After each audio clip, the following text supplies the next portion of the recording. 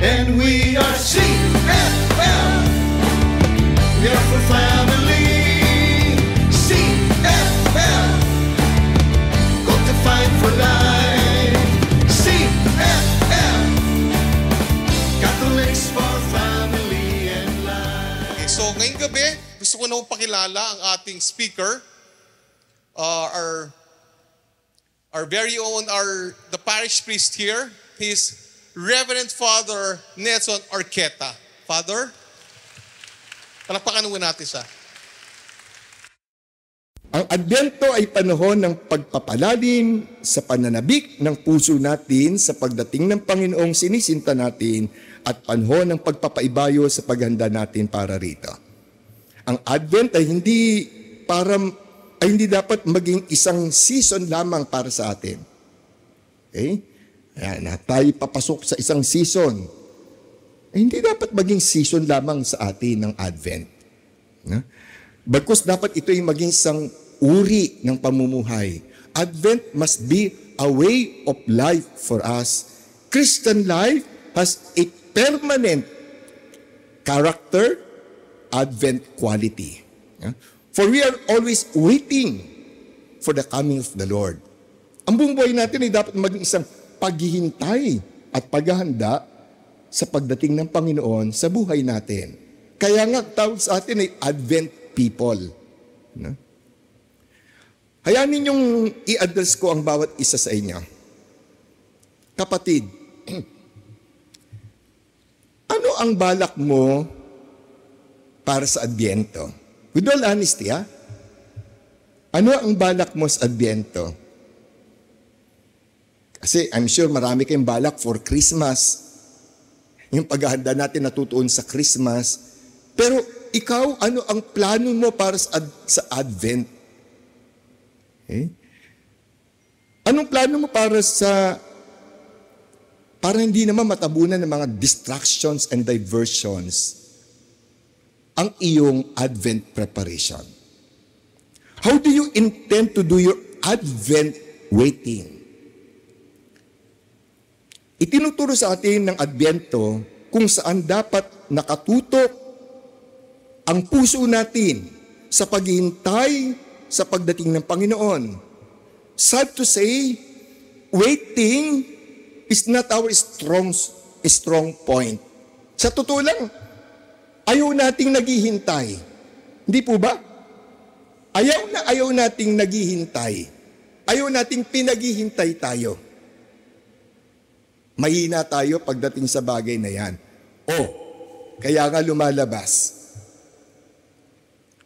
Ano tawag ng sorry no, sabi ni Kuya Pancho, binanggit na tayong mga Pilipino raw ay may pinakamahabang Pasko. Kaya ngayon kinukonsider ng Pasko. Para sa ating mga Katoliko, hindi dapat. Hindi dapat. Kasi wala pa tayo sa Pasko. Tayo ipapasok pa lamang saan? Advent. You know, yung lahat nakikita natin, Christmas decorations, Christmas lights, naririnig natin Christmas songs. Ang sinasabi niyan, wag nang maghintay. Wag nang maghintay. Pasko na ngayon. Okay? Kaya nawawala yung kahalagahan ng Advent waiting, Advent preparation. Isipin ninyo, paano tayo magkakaroon ng meaningful Christmas kung walang meaningful Advent? Kaya never skip Advent. May dahilan bakit we spend 4 weeks preparing ourselves for Christmas. Sa isang lipunan na kung saan itinutumbas ang oras sa productivity at ang productivity ay katumbas ng pera, ayaw nating naghihintay. Okay? Ang paghihintay ay pagsasayang ng oras. Kaya pagsasayang ito ng pagkakataon na kumita ng pera. Pero kung ang paghintay natin sa pagdating ng Panginoon ay tulad ng pananabik na sinasalarawan sa The Little Prince, ito ba'y maituturing na isang pagsayang ng oras? Hindi. So, how are we to make this Advent a real anticipation, a manifestation of our love waiting? Hindi tayo makapaghihintay ng may pananabik. Hindi tayo makapaghahanda ng wasto sa pagdating ng Panginoon kung ibang bagay sa ibang bagay nakatuon ang puso at isip natin. It is hard to recognize the Lord who always comes to us if we are expecting something else or someone else to come. Diba? Hindi natin makikilala, marerecognize ang Panginoon dumarating sa atin kapag iba ang inaasahan natin. Kapag iba ang hinihintay natin. Hence, the basic thing we must do is fix our hearts on the one who comes. Pakiulit nga po yun. Fix our hearts. Ituon ang puso sa darating. We are to let go of the things that prevent us from placing the Lord Jesus at the center of our lives. Sa Kanya dapat nakatuon ang lahat-lahat sa atin. Let Jesus be the little prince of our lives. Muli, kailangan natin buong katapatan na suriin ang sarili natin at tignan, what am I waiting for? Ano ang hinihintay ko sa buhay? Hindi po ako humihingi ng tama at magandang sagot. Kasi ang tama at magandang sagot dyan sa Panginoon. Ang hinihingi ko po sa inyo ay yung totoong sagot sa tanong na yan. Ano ang hinihintay mo? Okay? So be honest with yourselves. Habang sinusuri natin sarili natin sa bagay na yan, let me tell you a story. It's the stories about a man who was about to be married. Ito po yung kwento na kinuwento ng isang, ito po yung kinuwento ng isang madre na nagbigay sa amin Advent Recollection. Tungkol sa isang taong grasa na araw-araw tuwing madaling araw ay makikitang nakaupo sa waiting shed sa harap ng isang simbahan sa Pampanga. Okay? So, every day, nakikita tong taong ito nakatayo dun sa waiting shed. Same place. Same time. Every day.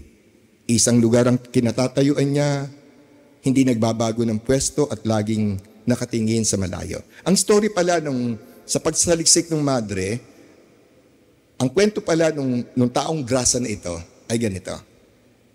He was about to be married. Okay? Nagkasundo sila ng kasintahan niya na magtanan. So obviously yun yung panahon pa ng may tanan. Ngayon wala nang tanan-tanan. Basta sama na kaagad. Di ba? Wala na. So anyway, nagkasundo ang magkasintahan na magtanan at doon nga sila magkikita rin sa lugar na yon. Okay? Nang madaling araw. Pero nang papunta na ang kasintahan niya sa tagpuan nila, na aksidente at namatay yung babae. Dahil noon, wala pa namang cellphone, kaya hindi naman nalaman ng lalaki ang nangyari sa kanyang kasintahan. So, patuloy siyang naghintay na naghintay. Unaware of the tragic accident, the man waited for so long. Too long, in fact, that the man still goes there, goes to the same place, on the same time, every day, waiting for his beloved.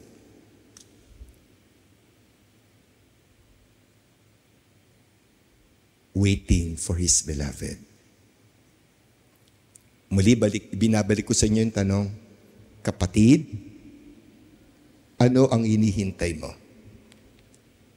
May hinihintay ka nga ba? Hindi kaya naghihintay ka ng wala. Waiting is one of the main themes of the season of Advent.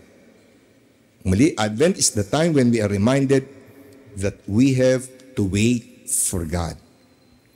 Hindi natin mahihila, mahatak ang Diyos. Hindi natin maring i-pressure, madaliin ang Diyos.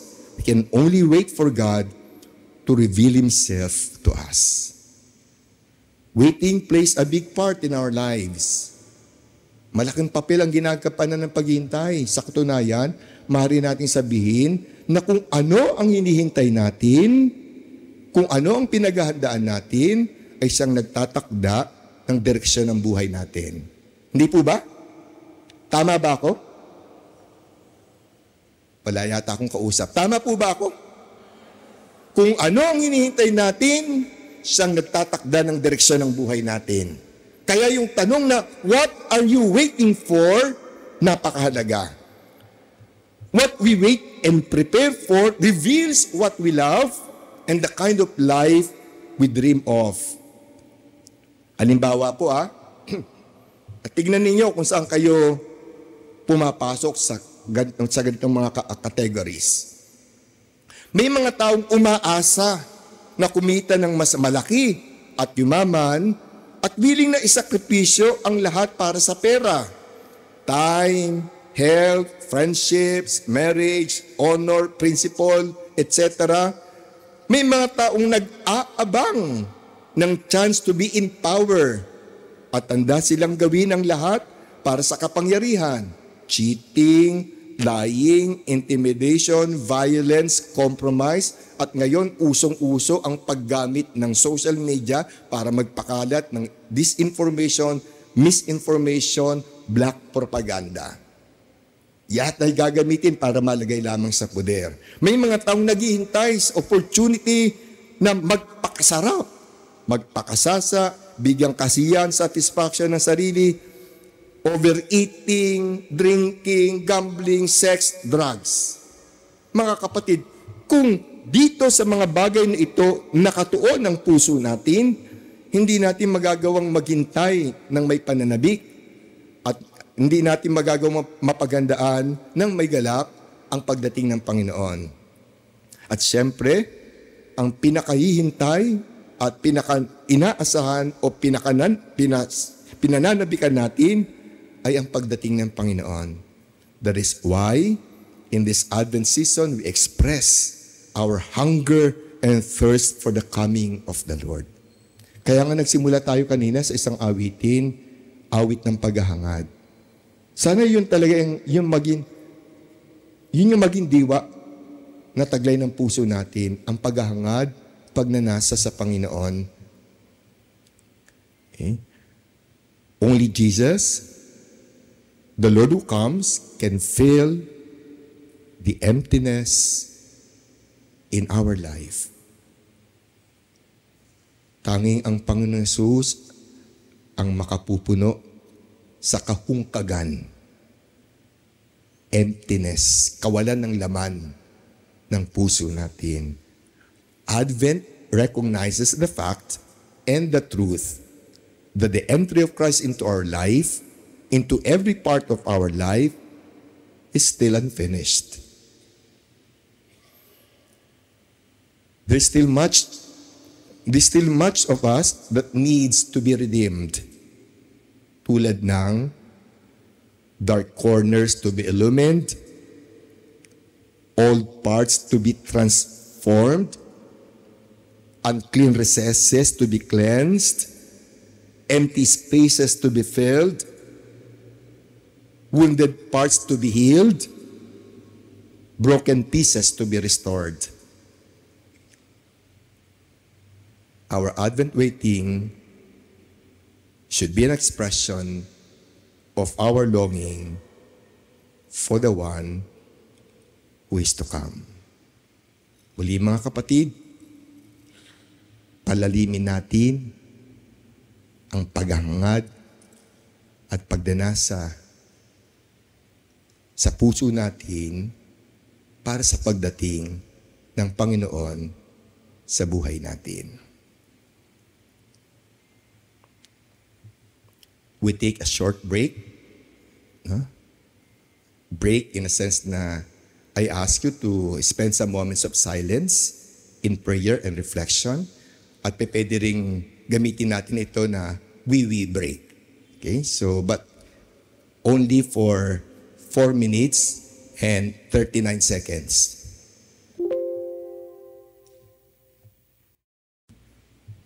To introduce our second talk, we'll again start with a song. Likain mong muli. Kanina, kumanta kayo ng title, Change My Heart. Na? Para it's the same na diwa ang ipinapahayag ng kantang ito. Likain mong muli.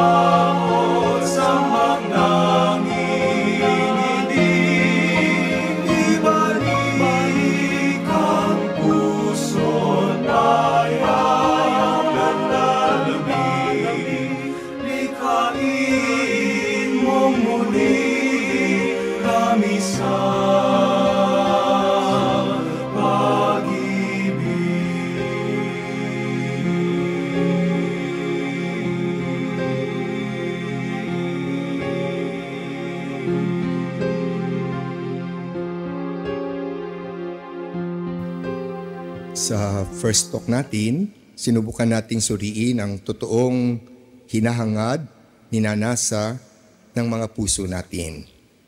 Sabi natin, ang pananabik ay pag-ibig na naghihintay. Anticipation is love waiting. Itinuturo sa atin ang Adbyento kung saan dapat nakatutok ang puso natin sa paghihintay sa pagdating ng Panginoon. Ngayon, dako na po tayo sa second talk na ang topic ay Preparing Our Hearts for Jesus. Pakiulit po. So, again, Advent is a season of anticipation. A sacred time when we are called to prepare our hearts to welcome Jesus. Tulad ng mga magulang na naghahanda ng tahanan nila para sa pagdating ng isang bagong silang na sanggol, ang tungkulin natin ay ihanda ang tahanan ng puso natin para sa pagdating ng tagapagligtas. Our task is to ready the home of our hearts for the coming of the Savior. Sa buong panahon ng Adbyento, maririnig natin ang tinig ni John the Baptist na nagsasabing, prepare the way of the Lord, make straight His paths. Pakiulit po. ihanda ang daraanan ng Panginoon, ituwid ang kanyang daan. Preparing the way means making room for Jesus, removing obstacles such as sin, distractions, or indifference, and focusing on what truly matters, and that is our relationship with God. I-picture po ninyo yung sabsaban, yung crib, yung manger sa Bethlehem. Hindi ito perpekto. Ito'y simple, humble. Malamang, magulo, makalat, at maaring mabaho pa. Kasi, sabsaban nga ng mga hayop. Picture that. And think about that. Bakit doon pinili ng Diyos na isilang ang kanyang anak?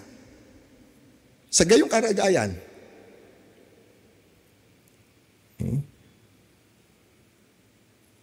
hindi perpekto, pero yun ang pinili ng Diyos na kanyang maging tahanan.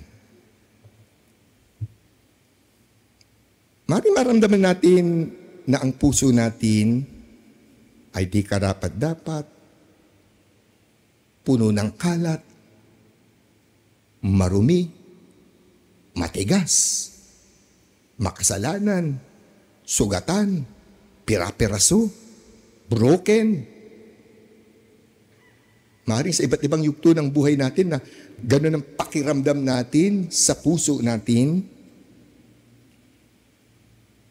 Ngunit hindi hinihingi ng Diyos ang kasakdalan o perfection. God doesn't require perfection. Ang inihingi niya ay bukas at tumatanggap na puso. An open and welcoming heart. Yan lang namang hinihingi sa atin na maging puso natin. Yung puso ba na may kakayahan sabihin, Lord, I'm ready for you. Pakiulit nga po.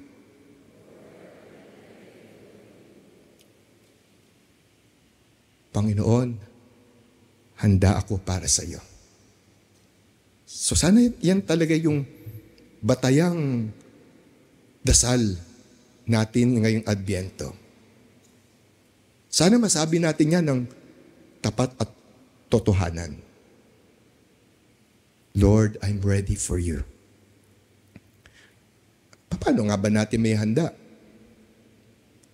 Sa pamamagitan ng sakramento ng kumpisal, hinahayaan natin ang Diyos na linisin ang mga damo na sumasakal sa biyaya at nagbibigay ng puwang o nagbibigay ng puwang o tahanan para maghari ang kasalanan. Yun yung aalisin natin. Yung pananahan ng damo ng kasalanan. Sana sa pangumpisal natin, mabunot natin iyon para maihanda ang tahanan ng Panginoon. Preparing our hearts for this also involves practicing love and mercy. Ang Adbyento hindi lamang tungkol sa panloob o inner preparation, ito rin ay tungkol sa pagpapalaganap ng pagmamahal ni Kristo sa iba. Sabi ni Jesus sa Matthew chapter 25 verse 40. Basahin nga po natin lahat yan kung mababasa niya. Tayo pong lahat. Whatever you did for one of the least of these brothers and sisters of mine, you did for me. Ano man ang gawin ninyo, ginawa ninyo sa pinakaabang mga kapatid kong ito, ginawa ninyo sa akin. Preparing our hearts for Jesus ay nangangahulugang pagtuturo sa puso natin na mahalin si Jesus sa katauhan ng mga pinakaabang kapatid natin. Mahalin siya sa katauhan ng nagugutom, hindi lamang sa pagkain, kundi gutom sa kalinga at malasakit, gutom sa attention and consideration, sa katawan ng mga nauuhaw, hindi lamang uhaw sa inumin, kundi uhaw sa pangunawa at pagtanggap, understanding and acceptance, gayon din pagtanggap sa katauhan ng mga hubad, hinubaran ng dangal, karapatan, paggalang at decency bilang tao. Makita siya sa katauhan ng mga may sakit, kabilang ang afflicted by depression, abuse, and addiction. Makita siya sa katauhan ng mga bilanggo na humingi ng second chance, nangangailangan ng tulong para maisalba ang sarili at makapagsimulang muli.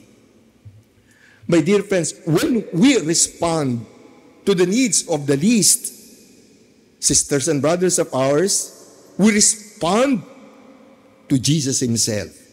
Sa tuwing tinutugunan natin ang pangangailangan ng pinakaabang kapatid natin, ang pangangailangan ni Kristo ang tinutugunan natin. Yan yung malinaw na turo sa atin sa passage na nabanggit natin. Ayon kay Pope Francis, kailangan daw nating maramdaman yung sakit ng sugat na taglay ng mga dukha, ng mga mahihirap, ng mga pinababayaan, ng mga pinagsasamantalahan, ng mga nasa laylayan ng lipunan. Dapat daw nating maramdaman ang kanilang sugat. Sabi ng Santo Papa, sugat dulot ng matinding kahirapan na nagpapababa sa kanilang dangal bilang tao, o yung tinatawag na dehumanizing poverty. Dehumanizing poverty. Maramdaman yung hapdi ng sikmura, ng nagugutom, at yung panununyo ng lalamunan ng nauuhaw. Maramdaman yung lamig na tinitiis ng walang bahay, at yung init na tinitiis na nagpapalimos sa kalye. Maramdaman yung hirap at sakit ng mga may karamdaman at yung panghihina ng mga may kapansanan.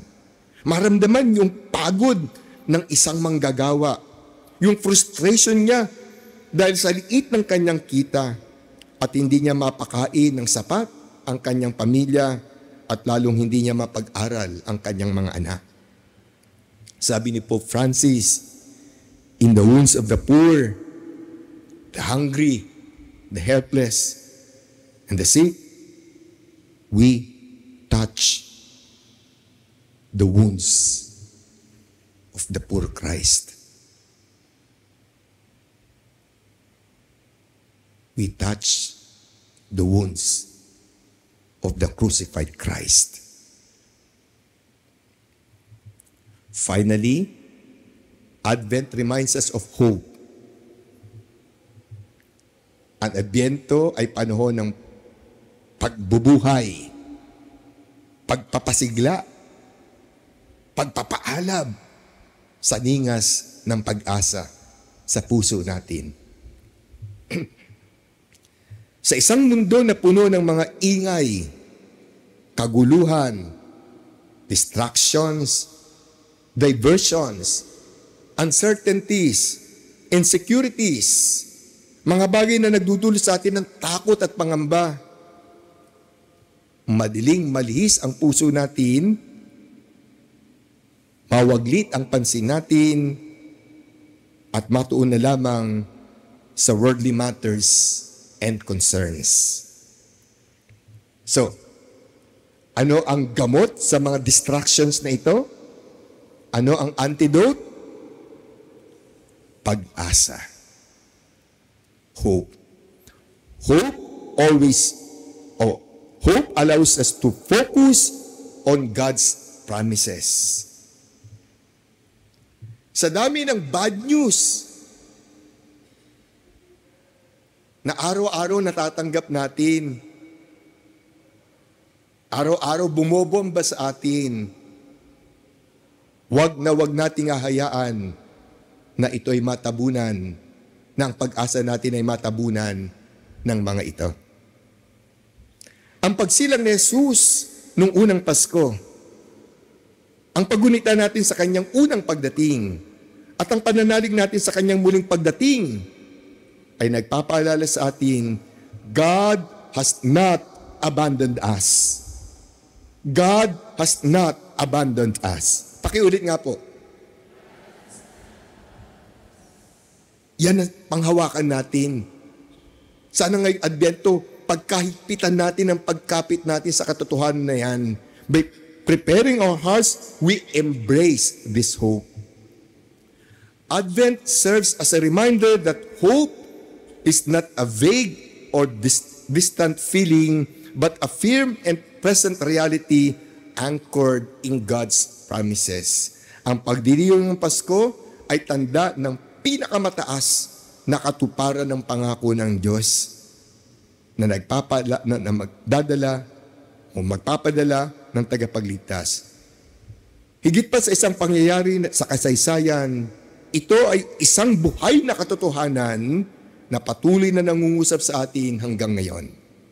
In the midst of all the noise of modern life, Advent calls us to pause and reflect on the deeper reality that God is with us.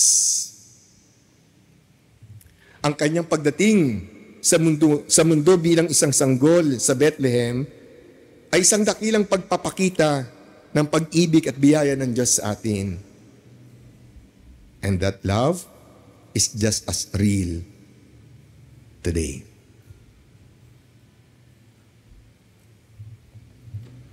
Yung sanggol na isinilang sa sabsaban, na siyang naging liwanag sa kadiliman, siyang nagatid ng kaligtasan, yung kanyang pagsilang sa sabsaban ay totoong-totoo pa rin hanggang ngayon, sapagkat patuloy na isinisilang si Jesus sa puso natin, patuloy na kasama natin si Kristo.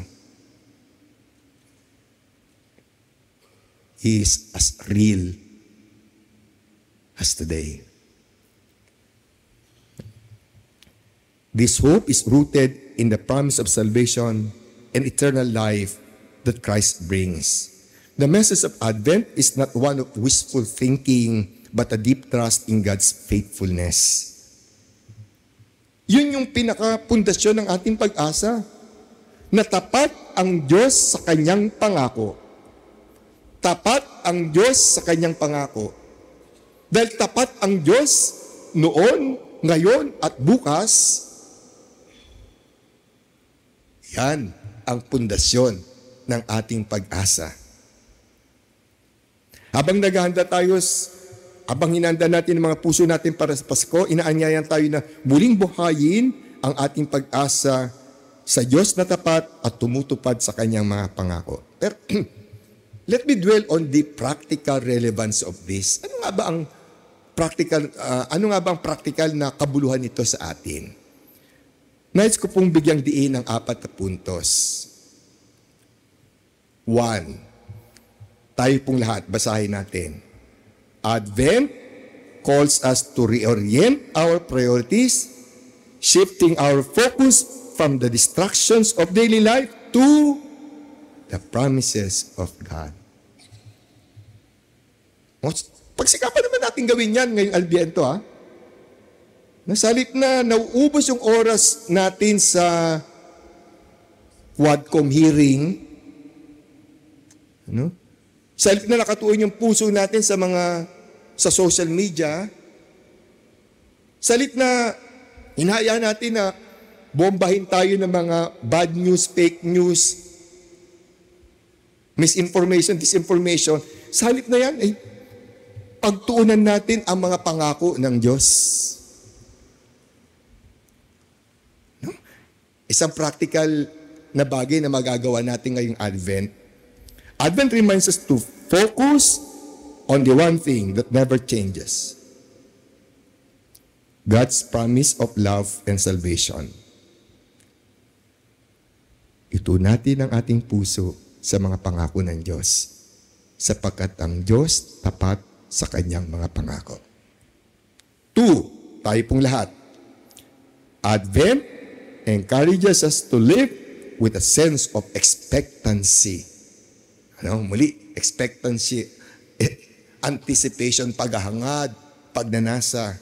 Tulad ng mga Israelita na gintay ng may matinding pagnanasa para sa Mesiyas, sa tagapagligtas, tayo rin ay naghihintay. Not passively, but actively knowing that Christ will return in glory.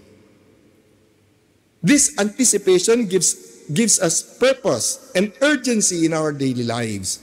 Instead of feeling lost in the shuffle of everyday tasks, we are invited to live each day with the knowledge that our hope is rooted in God's faithfulness.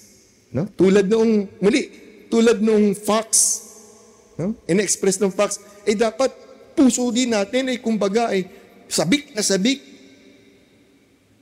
Talagang kumbaga damang-dama natin yung expectation, yung anticipation. 3, tayo pong lahat. Advent exhorts us to embrace hope in difficult times. Sabi nga po, hope is not hope unless it is put in a hopeless situation. Masasabi mo lang na ikaw ay may pag-asa kapag ikaw inalagay sa isang sitwasyon na tila sumisira sa iyong loob, sumisira sa iyong pag-asa. Again, hope is not hope unless it is put in a hopeless situation. At sa totoo lang, ang daming bagay sa panahon at kalagayan natin ngayon ang sumisira ng ating pag-asa. Kaya nga, dapat diyan umiral ang pag-asa. Even in the darkest times, hope allows us to trust that God has not abandoned us. This trust is not a denial of pain, but a confident assurance that God will bring good out of every situation. Kasi sinabi natin, pag-asa, hindi yan wishful thinking na, basta lahat bukas ay bubuti na. Hindi yan yung pag-iisip na, maasa ko na mawawala itong mga paghihirap, itong mga pagsubok ko. Hindi. Ang pag-asa ay ang kakayahan natin na makita matuklasan ng Diyos sa ating mga paghihirap. Hope enables us to discover God in our pain and suffering. That's what gives us hope. 4, tayo pong lahat. Advent also calls us to be messengers of hope. Ayan. Siyempre, hindi mo maibibigay isang bagay na wala ka. You cannot give what you don't have. So, kaya tiyakin muna na taglay ang pag-asa. At dahil yan ay biyayang natanggap mo, biyayang dapat mong ibahagi. Lahat tayo tinatawagan na maging mga tagapagpatotoo, tagapagatid ng pag-asa. As we prepare for Christmas, we allow our hope in Christ to shine through our actions, becoming instruments of God's peace and love in the world. As we prepare our hearts for Jesus, let us embrace love and mercy, reflecting His presence through acts of kindness and forgiveness. True preparation is not about perfection, tulad ng akin nabanggit kanina, but about making space. Tunay na paghahanda ay ang paglalaan ng lugar ng puwang sa puso natin para sa pananahan ng Diyos, para sa presensya ng Diyos sa buhay natin. Sana ngayong Adbyento, muli, buhayin natin ang ating pag-asa. Let us live in confident hope, trusting in God's promises. My dear friends, when we embrace God's grace, anticipation turns to joy, and preparation becomes a testament to His love.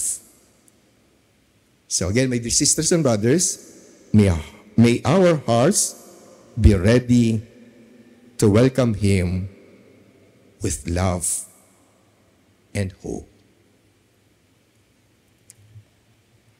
Can we take a short break? So, parang, kasi kanina pa kayo, more than almost 2 hours na kayo rito, no? Kaya let's have a longer break. We'll have a 9-minute break para naman po kayo ay makawiwi. So, we'll have a 9-minute break. So, we go now to this last talk. And again, we start with an opening song. Make Me Holy.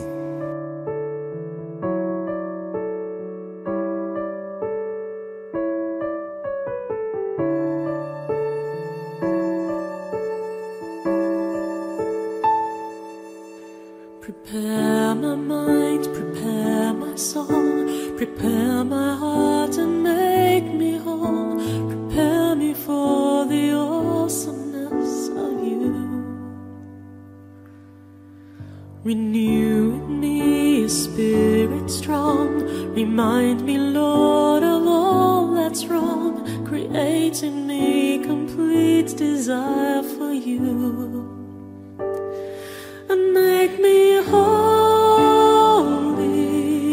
Lord. Make me holy, Lord. Make me holy, Lord, like you.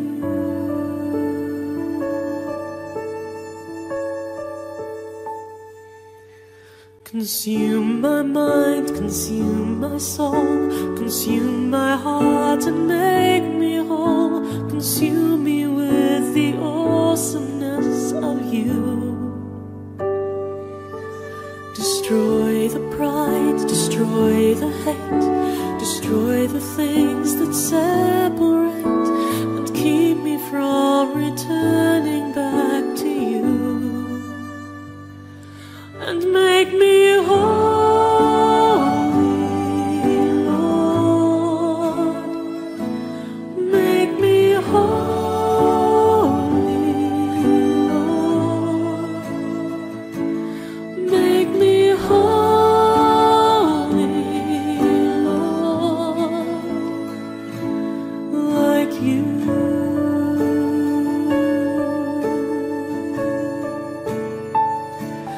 Make me holy,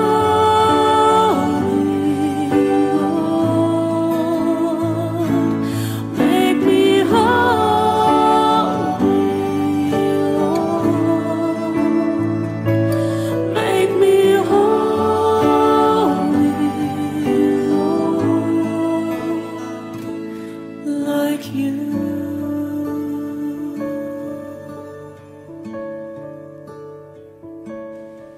Advent calls us to prepare our hearts for Jesus. And the best way to do this is through holiness. Na tayo naghahangad na ihanda ang ating puso sa pagdating ng Panginoon. At ang pinakamagandang paraan, walang iba kundi ang pagpapakabanal. Holiness is not about perfection. It's about striving to align our lives with God's will. At pagtugon sa tawag ng kabanalan ay nagsisimula sa pagsisisi, sa pagbabagong buhay, sa pagbabalik loob sa Diyos.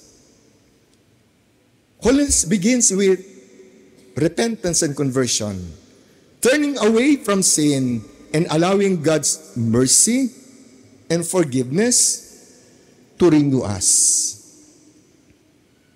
Now, I want you to be very honest. Muli, hiningi ko sa inyo ang pagiging totoo. Magpakatotoo sa sarili.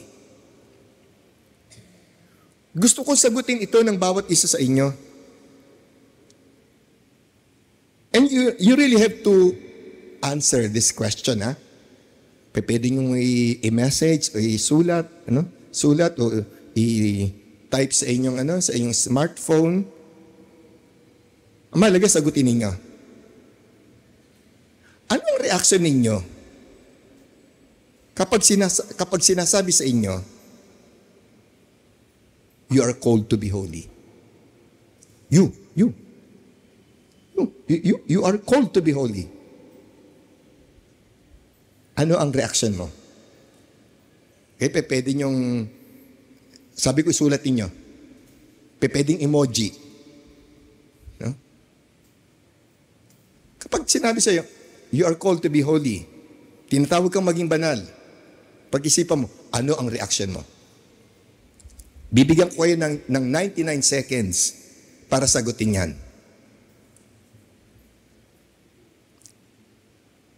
Again, sulat, pumili ng emoji, i-message ninyo, with all honesty, anong reaksyon mo kapag sinasabi sa'yo, you are called to be holy? Again, be very honest. Have you seriously thought of this idea that you are called to be holy? Ito ba ay bagay na buong taimtim mong napag-isipan? O sumagi ba man lamang sa isip mo na magsikap na maging banal, maging santo, maging santa? With all honesty, sino sa inyo ang recently prayed for his or for her personal sanctification? Sino sa inyo ang talagang nagdasal na, Panginoon, gawin mo akong banal? Panginoon, tulungan mo akong maging banal. When was the last time you prayed that way?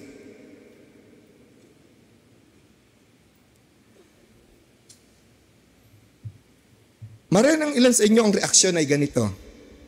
Nako, hindi yan para sa akin. No? Hindi ako kasali riyan.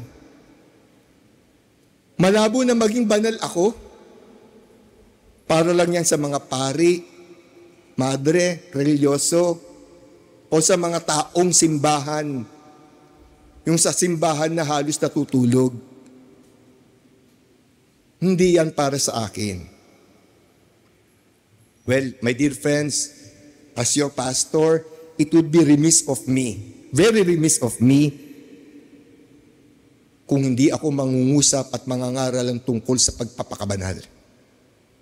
Tungkol sa tinatawag nating universal call to holiness. At hindi ko ginagampan ang aking pagiging pari at pagiging pastol kung hindi ako nangangarap tungkol sa bagay na ito. At kung hindi ko kayo natutulungan na maging banal. Pero teka muna, ano nga bang ibig sabihin ng pagpapakabanal? Yan. Sino ang taong matatawag na banal? Sino ang matatawag na santo o santa? Ang isang simpleng kahulugan o definition ng banal o santo ay ito. Ang banal, santo, santa ay ang taong sumasalamin sa buhay at pamumuhay ni Jesucristo. Gets ninyo? Hindi. Gets ninyo? O ulitin natin, tayong lahat. Ang banal, santo o santa ay ang taong sumasalamin sa buhay at pamumuhay ni Jesucristo. Bilang mga Kristiyano, bilang mga alagad ni Kristo, dapat ang bawat isa sa atin ay nagsisikap na iakma, ihalintulad ang buhay natin sa buhay ni Kristo. Kapatid, kaya mo bang sabihin ng buong katapatan, nais kong tumulad sa Panginoong Hesus?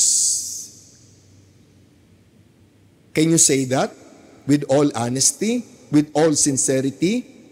Kaya kong, nais kong tumulad sa Panginoong Hesus.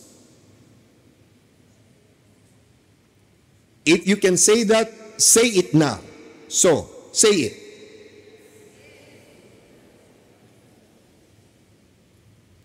Wala, parang aapat yung may gusto. Ulitin natin lahat. Nais kong tumulad sa Panginoong Hesus. Magsisikap akong maging salamin ni Kristo. Another simple definition. A saint is someone in whom Christ lives again. Pakiulit po. A saint is someone in whom Christ lives again. O ba? Hindi pa? Hindi ba dapat? Dapat lamang bilang mga alagad ni Kristo, makita si Kristo na buhay sa atin. Muli ang bawat isa sa atin, anuman ang katayuan o kalagayan natin sa buhay ay tinatawag na maging banal, maging santo, maging santa. Come to think of it. Oh, before that, sino sa inyo ang nais mapunta sa langit? Taas ang kamay. Lahat naman tayo, siyempre. Pero alam ba ninyo na ang tanging naroon sa langit, siyempre bukod sa Diyos at mga anghel, ay sino? Sino? Saints. Only saints are in heaven. So, makapapasok ka lamang sa langit bilang ano? Santo. Santa. Yun yung bottom line. Kaya huwag mong sabihin na hindi para sa iyo ang pagpapakabanal.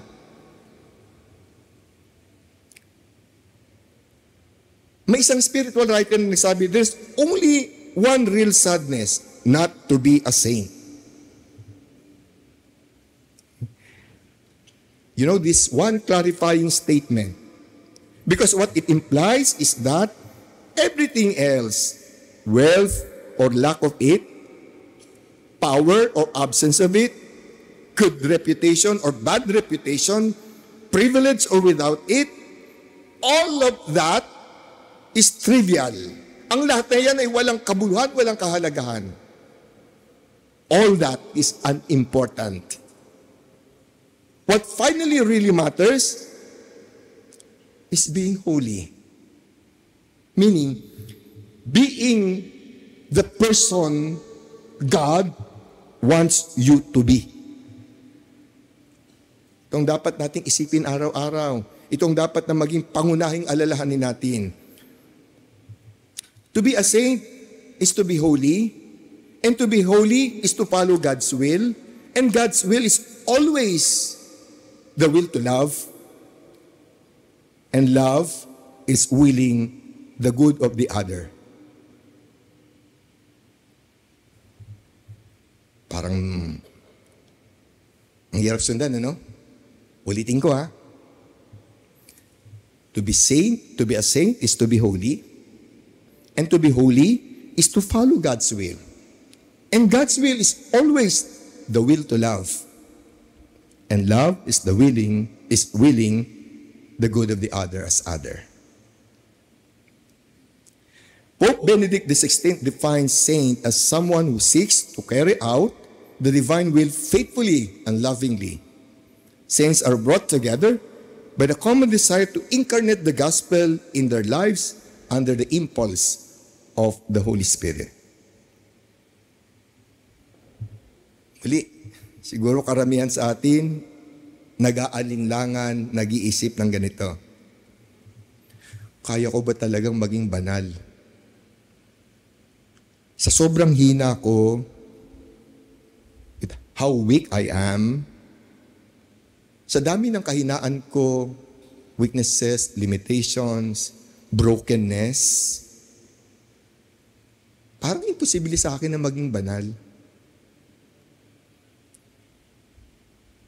Maganda siyang pangarap, pangarapin, mabuti siyang layunin, pero kapag ilalagay ko ito sa konkretong sitwasyon ng buhay ko, na kung saan napakaraming pagsubok, napakaraming tukso, napakaraming occasions of sin, it's almost impossible for me to be holy.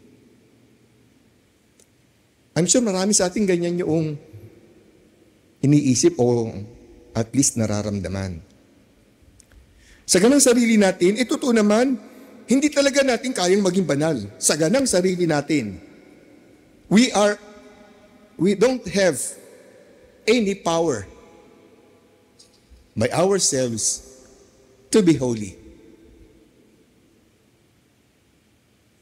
Pero, hindi ba sinasabi ng ating pananampalataya, sa Diyos, walang imposible. Hayaan natin ang biyaya ng Diyos na magkabisa sa buhay natin. Hayaan natin ang banal Espiritu na kumilos sa atin. Sabi nga ng Santo Papa, let everything be open to God, turn to Him in every situation. Don't be dismayed, for the power of the Holy Spirit enables you to attain holiness. In the end, holiness is the fruit of the Holy Spirit in your life. Kapag tayo raw ay natutukso na mag-focus lamang sa kahinaan natin, itaas daw natin ito, sabi ni Pope Francis. Itaas daw natin ang ating mga mata. At ituon ang ating pananaw sa Diyos. Sabi niya, magawa sana daw natin sabihin, Lord, I'm a poor sinner, but you can work the miracle of making me a little bit better. Kaya kapag pakaramdam natin wala tayong kakayahan, simpleng dasal. Lord, isa ng sarili ko, talagang hindi ko kaya, pero you have the power to make me a little better. Remember this. The Lord calls us to be holy. The Lord who calls us to be holy is the same Lord who helps us. Yung Panginoon na tumatawag sa atin na maging banal ay siya ring Panginoon na nagbibigay sa atin ng biyaya, grasya, kakayahan, kapangyarihan na magpakabanal. Lahat ng kailangan natin para maging banal ay ipinagkakaloob ng Diyos sa atin sa pamamagitan ng simbahan. May I quote, sabi ni Pope Francis, the Lord has bestowed on the church the gifts of Scripture, the sacraments, holy places, living communities, you, a living community, the witness of the saints, and a multifaceted beauty that proceeds from God's love, like a bride bedecked with jewels. So, pinagkaloob ng Diyos ang lahat ng yan para tayo tulungan na maging banal. The question is, do we avail of them? Yun eh. Lahat ng kailangan natin, available sa atin. Lahat ng kinakailangan natin, na tulong at biyaya, available naman sa atin. Ang tanong, do we avail of them?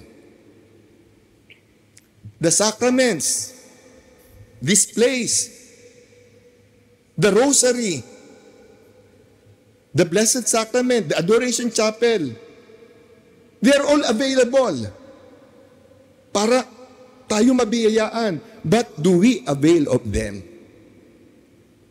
Yun yung tanong. Do we read the Bible? Do Do we take advantage of the sacraments? Do we spend enough time in prayer? Kita niyo? Ang tanong nasa sa atin. Andyan yung tulong. Do we avail of them?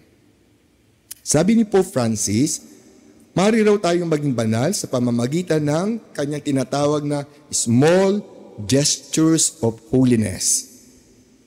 Pwede rin tayong mangusap tungkol sa small gestures of love. We grow in holiness through small gestures of love every day. Pagsisikap natin gumawa kahit na maliliit na pagpapatunay ng ating pagmamahal. Dapat itanong ng bawat isa sa atin, sa sarili natin, how am I allowing God to use me to reflect His love in the different circumstances I find myself in? Halimbawa, kailangan masagot natin ito sa practical na paraan. Halimbawa, anong small gesture of love ang maaari mong ipakita? Magbibigay ako ng mga concrete situation, circumstances. Anong small gesture of love na maaari mong ipakita pagkagising mo sa umaga?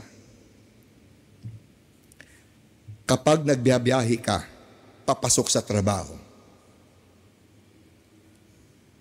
sa gitna ng traffic, kapag nakita mo ang kinaiinisan mong kasamahan mo, kapag may nagawang mabuti ang kapwa mo, o kapag may nagawang mali ang kapwa mo, kapag nakarinig ka ng chismis tungkol sa isang tao, kapag may nabasa kang negative comment sa social media, kapag nagsimba ka at ang homily ng pari ay paikot-ikot, hindi makalanding, kapag nalaman mong may sama ng loob sa iyo ang kaibigan mo o kasamahan mo, anong small gesture of love ang maaari mo ipakita sa mga ganong sitwasyon? Gets ninyo? So, sa mga ganong sitwasyon, yun ang mga sitwasyon, opportunities for sanctification, for holiness. Remember, in every circumstance, we are called to allow God to use us to reflect His love. Sa madaling sabi, sa bawat sitwasyon, sa bawat kalagayan, papaano mo masasalamin ang pagmamahal ng Diyos. In every, without exception, every situation, paano mo sasalaminin ang pagmamahal ng Diyos? Sabi ni Pope Francis, each saint is a mission planned by the Father to reflect and embody at a specific moment in history a certain aspect of the gospel. Pag-isipan natin ng maigi ang mahalagang puntong iyan. Our sanctification, our holiness, ang kabanalan, pagiging santo, pag-isanta natin ay misyon ng Diyos. Naisip mo ba din ngayon? Misyon ng Diyos na gawin akong banal. Misyon ng Diyos na gawin kang banal. Okay? Ito mismong pinaalala sa atin ni St. Paul. Basahin nga natin lahat, tayo pong lahat. God chose us in Him before the world began to be holy and blameless in His sight. Ang larawan na pumapasok sa isip ko ay, nung mabasa ko po yan, image na pumapasok sa akin ay yung isang plano, blueprint of a beautiful mansion. Nakakita naman na kayo kahit paano na ng blueprint, plano. Pero hindi lamang blueprint ang inihanda ng may-ari nung gagawing mansion, kundi ang lahat ng materials and logistics na kailangan para maitayo ang magandang mansyon. And most importantly, He sent someone to build it. Oh, buhayin ninyo yung image na yun, ha? Yung kabanalan ko, andun sa blueprint.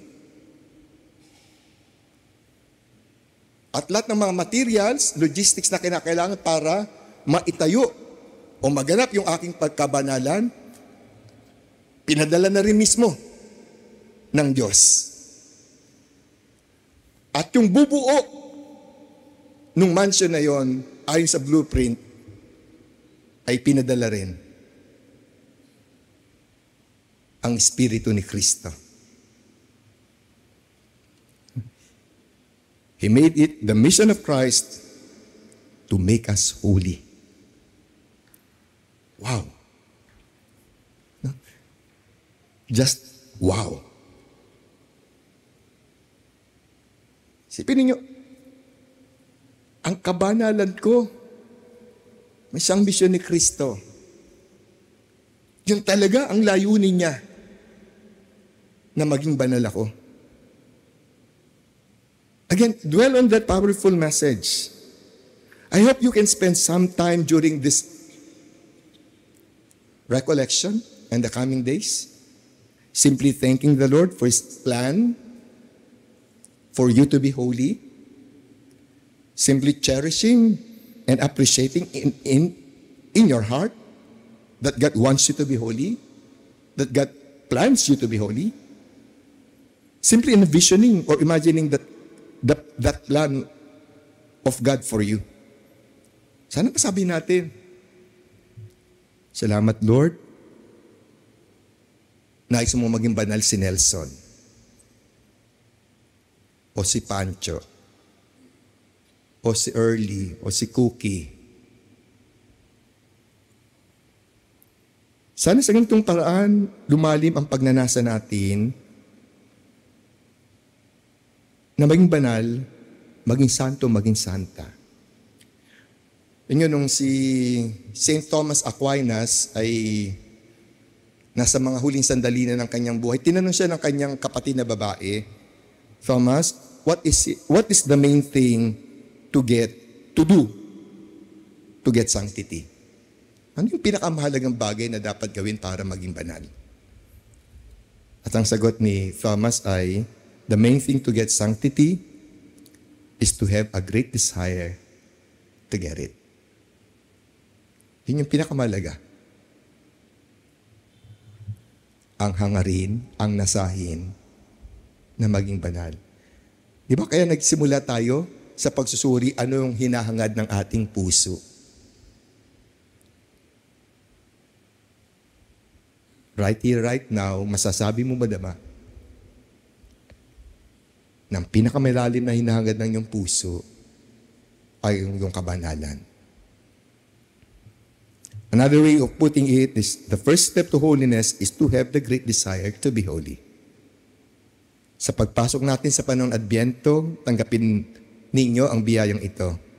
The grace, the desire for holiness. You can also say this simple prayer tonight. Lord, I know you want me to be holy. Deepen therefore my desire for holiness. Together, Lord, I know you want me to be holy. Deepen therefore my desire for holiness. My dear sisters and brothers, Advent calls us to prepare our hearts for Jesus. And the best way to do this is through holiness. Respond to the call to holiness. Inaanyayahan ko po kayo ngayon na lumuhod tayong lahat. Magdadasal tayo. Sabay-sabay.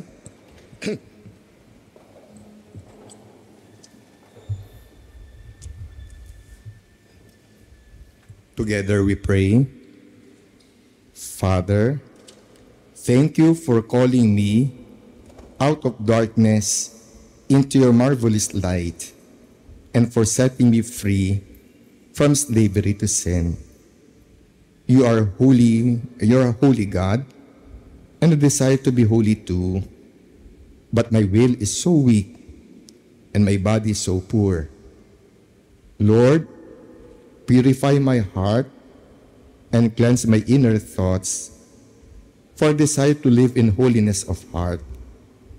If there's anything that is displeasing to you in my life, I humbly ask in your grace to root it out so that I may live in godly holiness.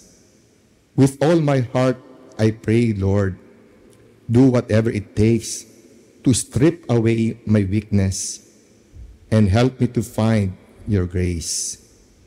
Father, I want to be holy just as you are holy.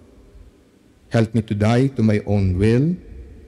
Help me to die to my wrong wants, my selfish desires, and my distorted values.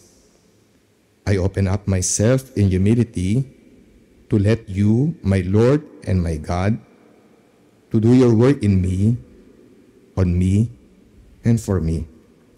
Breathe on me, Holy Spirit, that my thoughts may all be holy. Act in me, O Holy Spirit, that my word too may be holy. Draw my heart, Holy Spirit, that I love only what is holy. Strengthen me, O Holy Spirit, to defend all that is holy. Guard me so, O Holy Spirit, that I may always be holy. Amen. Please be seated and let us close with a prayer song, Pag-ibig Ko.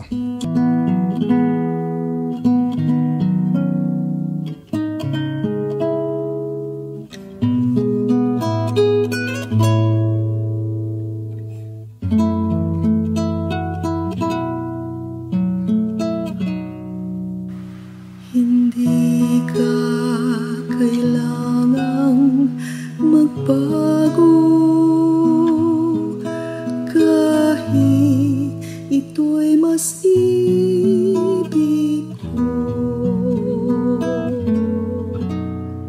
Hindi ka kailangang magsikap ng gusto upang ika'y ibigin ko. Iniibig kita, manalig ka sana, ako'y kapiling mo, kahit ikaw pa may mapalayo. Kailan magwawakas ang iyong pagtatago? Ako'y naghihintay sa'yo. Lumapit ka lamang at puso ko'y hagkan. Pag-ibig ko'y walang hanggan. Iniibig kita, manalig ka sana, ako'y kapiling mo, kahit ikaw pa may mapalayo.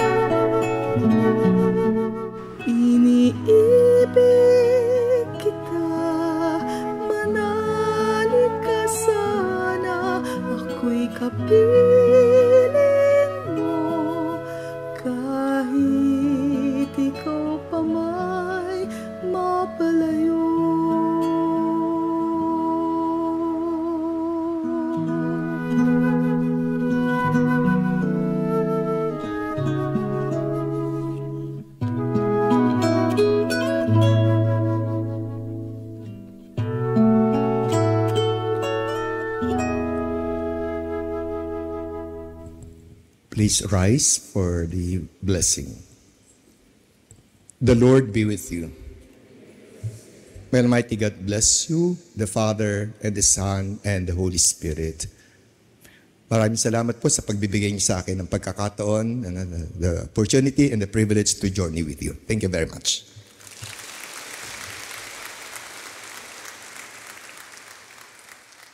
Maraming salamat.